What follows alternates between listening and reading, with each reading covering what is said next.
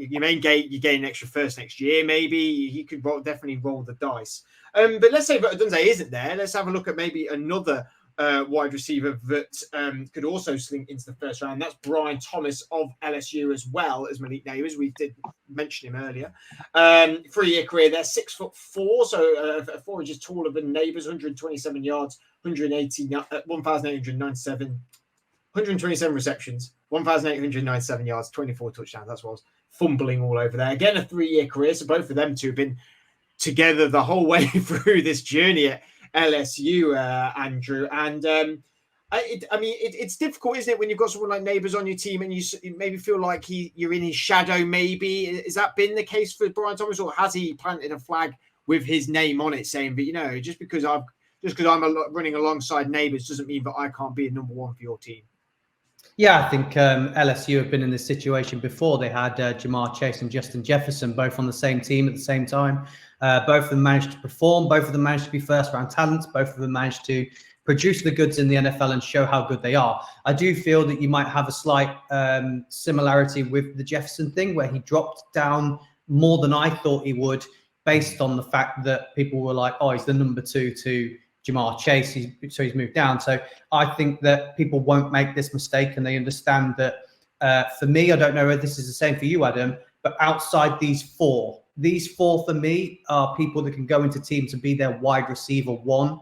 I think everybody after this is probably a wide receiver 2, talent-wise. So I really, really rate him. Think he's great. And I don't think you've got the issue of the fact there's going to be 2 LSU receivers in the first round. I don't think that hurts his stock too much. I think he produced the goods. He led the league in touchdowns with his 17 last year, and that's with Neighbors on his team. So, good hands, good feet, good ball tracking, and former basketball player. So he's got the jump as well. So he'll be able to go up and get the ball at his highest point and be fine.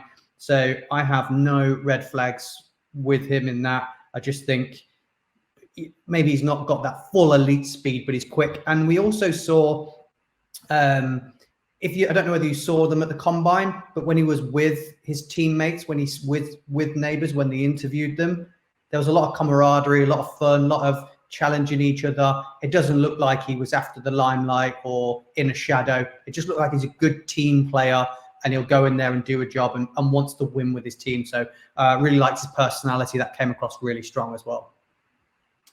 Yeah, I think it's you're completely right about the aspects of that, of seeing how he is visually and seeing how he is with teammates is going to be very important to teams, and don't doubt for a second it isn't too important to teams. They want to know a character of a guy.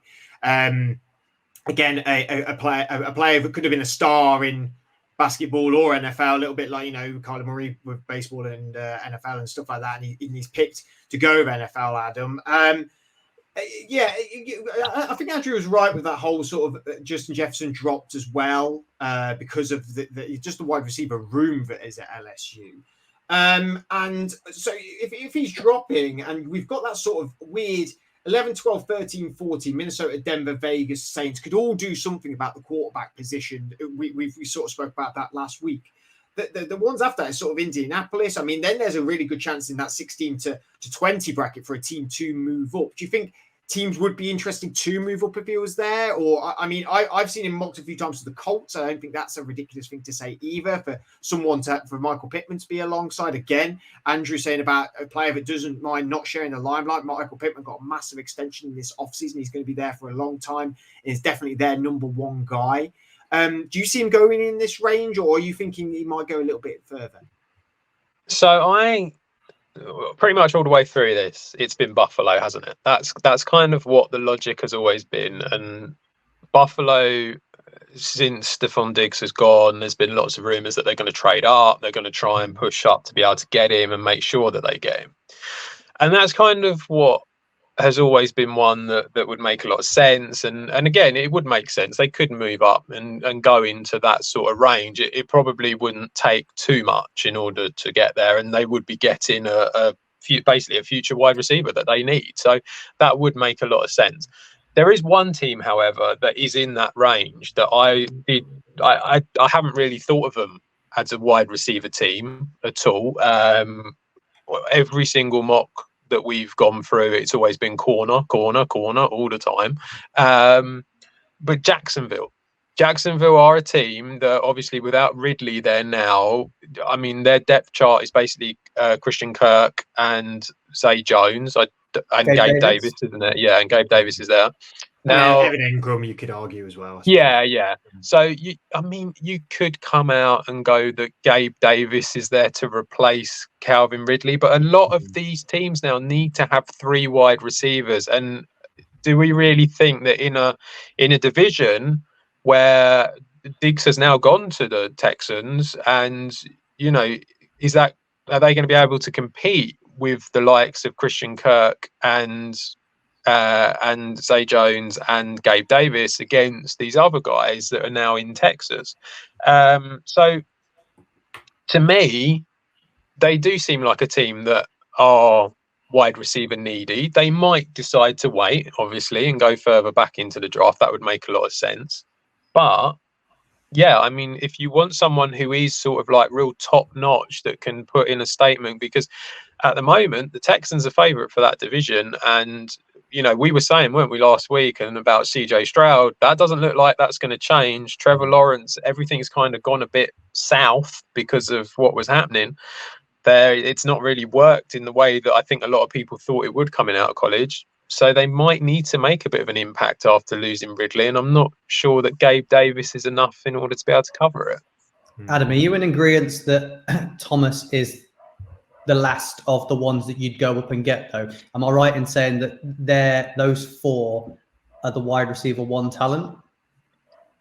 He's a 1.5, isn't he? He's not quite there, but he's sort of better than the 2s. But yeah, he's a funny one. He's by himself. He really is. He's like, I think the problem is when it comes to Thomas is he's done 1 year of being very, very good, and that's about it. And so because of that, there's always that sort of niggling feeling of, was it just a lucky year? Was it just because he had Malik Neighbours, who was like popping off all over the field? I mean, is that what it is? So I think because of that, there is that sort of niggling doubt that maybe he might not necessarily be a wide receiver 1, but I think he certainly has the potential to be. Do you think it's fair to say that the sort of top 3 guys are sort of franchise changers, and the guys after that, it's sort of a little bit like the quarterbacks we said last week, where the situation's really, really going to matter? Like if Thomas goes into Indianapolis, he's number 2 next to Pittman, but is playing at a let's say a T. Higgins level for the Bengals, where he's like head and shoulders one of the best number 2s in the league. Or maybe he drops and goes to, I don't know, a Green Bay, for example, and is in amongst players that there's a few guys there, Adam, if you don't mind, but they've got 1 talent, but there's no one really at the top of the table there, is there, really, at the minute with Green Bay? You know what I mean? You wouldn't say there's a wide receiver 1. You would say that there's kind of like, you've got Reed, you've got Dobbs, you've got Wicks, you've got Watson. They're all very good at what they do, and it kind of, as a unit, it works very well.